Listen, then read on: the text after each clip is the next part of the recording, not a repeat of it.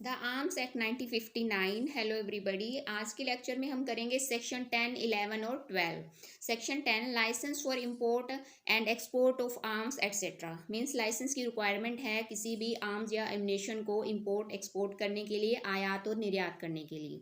Subsection 1, no person shall bring into or take out of India by sea, land or air any arms or ammunition unless he holds in this behalf a license issued in accordance with the provision of this act and the rule made thereunder. Means कोई भी person arms और ammunition को न तो भारत में लाएगा और न ही भारत से बाहर लेकर जाएगा, समुद्र मार्ग से, भूमि मार्ग से या वायु मार्ग से, जब तक कि उस पर्सन के पास लाइसेंस नहीं है, जब तक कि वो पर्सन लाइसेंस होल्ड नहीं करता according to this section. Provided that clause a person who is entitled by virtue of this act or any other law for the time being in force to have or is not prohibited by this act or such other law from having in his possession any arms or ammunition। Means कोई person है जो entitled है इस act में या किसी law में जो टाइमिंग इन फोर्स है, और वो पर्सन प्रोहिबिटेड नहीं है इस एक्ट में या अदर लॉ में having in his possession. Means arms और एम्युनिशन को अपने पोजेशन में रखने के लिए वो पर्सन एंटाइटल है, प्रोहिबिटेड नहीं है, तो may without a license in this behalf bring into और take out of India such arms और ammunition in reasonable quantities for his own private use. तो वो पर्सन क्या कर सकता है, may without a license, license के बिना, अकॉर्डिंग दिस सेक्शन की लाइसेंस की रिक्वायरमेंट है इंपोर्ट और एक्सपोर्ट करने के लिए, तो वो पर्सन है जो प्रोवाइजो कहता है कि वो लाइसेंस के बिना ब्रिंग इनटू ला सकेगा और लेकर जा सकेगा take out of India arms और एमिनेशन को। बट क्या कंडीशन है कि वो आर्म्स और एमिनेशन रीजनेबल क्वांटिटी में होने चाहिए और उसके प्राइवेट यूज के लिए होने चाहिए। Clause b, a person being a bona fide tourist belonging to any such country as the central government may by notification in the official gazette specify who is not prohibited by the law of that country from having in his possession any arms or ammunition। Means कोई person है जो bonafide tourist है, वास्तविक पर्यटक है वो person, और ऐसी कंट्री से है जिसको सेंट्रल गवर्नमेंट ने ऑफिशियल गजट में नोटिफाई किया हुआ है, और वो person who is not prohibited, वो पर्सन प्रोहिबिटेड नहीं है by the law of that country, उस कंट्री की लॉ के अनुसार वो पर्सन प्रोहिबिटेड नहीं है अपने पोजेशन में आर्म्स और एम्युनिशन को रखने के लिए, तो वो person may without a licence under this section. तो इस सेक्शन के अकॉर्डिंग लाइसेंस के बिना, कि लाइसेंस की रिक्वायरमेंट है इस सेक्शन में इंपोर्ट एक्सपोर्ट करने के लिए,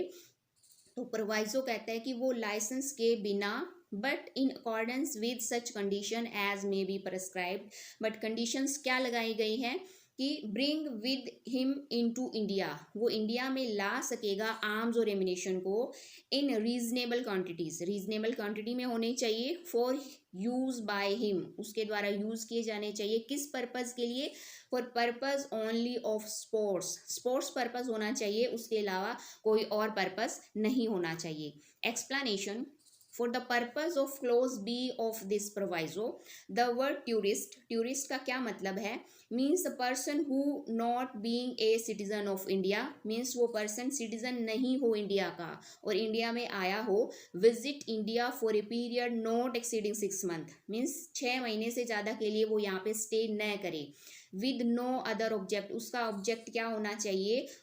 ये जो ऑब्जेक्ट दिए हैं यही ऑब्जेक्ट हो, इनके अलावा उसका ऑब्जेक्ट ना हो। रिक्रिएशन के लिए आया हो वो, साइट सीइंग के लिए, या participation in a representative capacity in meeting convened by central government और इंटरनेशनल कॉन्फ्रेंस एसोसिएशन और अदर बॉडीज। मीन्स वो पर्सन आया हो यहाँ पे, उसका क्या ऑब्जेक्ट हो, मिलने के लिए, रिक्रिएशन करने के लिए, साइट सीइंग मीन्स कोई भी देखने के लिए, साइट्स को देखने के लिए, और पार्टिसिपेशन इन रिप्रेजेंटेटिव कैपेसिटी में, कि रिप्रेजेंटेटिव कैपेसिटी में किसी मीटिंग में आया हो वो, जो जिसको कन्वेंस्ड किया हो सेंट्रल गवर्नमेंट ने, इंटरनेशनल कॉन्फ्रेंस हो या फिर एसोसिएशन और अदर बॉडीज ने। Subsection 2, notwithstanding anything contained in the proviso to subsection 1 where the commissioner of customs or any other officer empowered by the central government in this behalf has any doubt to the applicability of clause A or clause B of that proviso to any person who claims that such clause is applicable to him, or as reasonableness of the quantities of arms and ammunition in the possession of any person referred to such clause, or as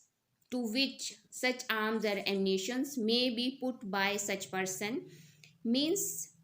कि कोई person है जो proviso subsection 1 के जो proviso हैं उनमें किसी भी बात के होते हुए, मीन्स वो पर्सन है जो एंटाइटल है आर्म्स को रखने के लिए, वो पर्सन क्लेम करता है कि वो एक बोनाफाइड टूरिस्ट है, इन सब के होते हुए भी अगर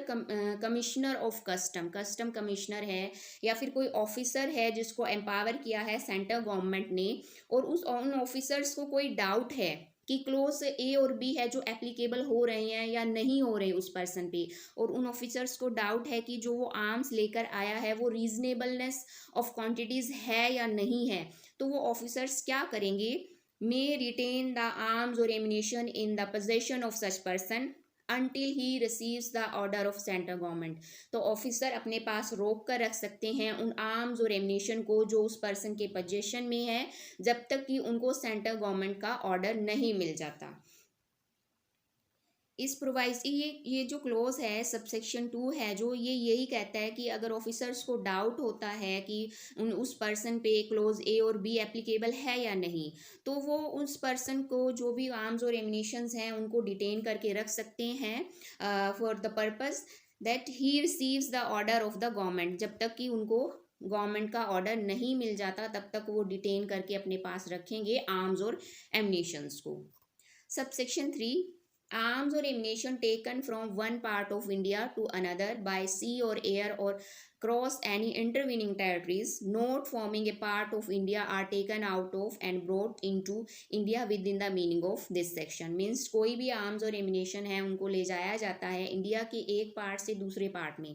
और जो बीच में कोई इंटरवीनिंग टेरिटरीज आती है जो इंडिया का पार्ट नहीं है, तो उस जो आर्म्स को लेकर जाया जाता है तो यही माना जाएगा कि उस आर्म्स को है जो इंडिया में ले जाया गया है या इंडिया से बाहर ले जाया गया है इस सेक्शन के according. Section 11, power to prohibit import और export of arms etcetera. Means power है, किसके पास पावर है प्रोहिबिट करने की, रिस्ट्रिक्शन लगाने की, इंपोर्ट और एक्सपोर्ट करने की आर्म्स और एम्यूनिशन को। The central government by notification in the official gazette prohibit the bringing into or the taking out of India arms or ammunitions of such class or and description as may be specified in the notification। तो central government को power दी गई है कि जो भी arms हैं कुछ specified categories के, क्लासेस के, जिनको डिस्क्रिप्शन में मेंशन किया गया है, उन आर्म्स और एम्यूनिशन को सेंट्रल गवर्नमेंट प्रोहिबिट कर सकते हैं कि उनको न तो लाया जाएगा न ही इंडिया से बाहर लेकर जाया जाएगा। Section 12, power to restrict or prohibit transport of arms। Subsection 1, the central government may by notification in the official gazette clause A direct that no person shall transport over India or any part thereof arms or ammunition of such class and description unless he holds in this behalf license issued in accordance with the provisions of this act and the rule made thereunder। Means central government है जो official gazette में notify करेंगे कि और direct करेंगे कोई person transport नहीं करेगा, परिवहन नहीं करेगा इंडिया में या इंडिया के किसी पार्ट में आर्म्स और एम्यूनिशन को, जिन आर्म्स और एम्यूनिशन को है जो वो ऐसे आर्म्स और एम्यूनिशन जो सच क्लासेस एंड डिस्क्रिप्शन, ऐसी क्लासेस और डिस्क्रिप्शन के हो जिसको सेंट्रल गवर्नमेंट ने प्रोहिबिट किया हो, जब तक कि उनके पास लाइसेंस ना हो। मीन्स प्रोहिबिटेड आर्म्स और एम्यूनिशन को,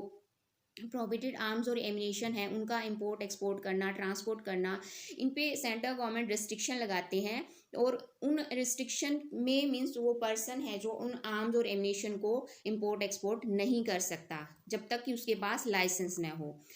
क्लोज बी प्रोहिबिट सच ट्रांसपोर्ट ऑल टुगेदर, तो वो सेंट्रल गवर्नमेंट है जो प्रोहिबिट कर सकते हैं, नोटिफाई करेंगे ऑफिशियल गजट में, पूरी तरह से प्रोहिबिट कर सकते हैं ट्रांसपोर्ट का। Subsection 2, arms and ammunition transshipped at a seaport or an airport in India or transported within the meaning of this section. Means कोई भी आर्म्स और एमिनेशंस हैं, उन आर्म्स और एमिनेशन को ले जाया जाता है सी पोर्ट से या एयरपोर्ट से इंडिया में, तो उनको क्या माना जाएगा कि उनका परिवहन किया गया है with in the meaning of this section.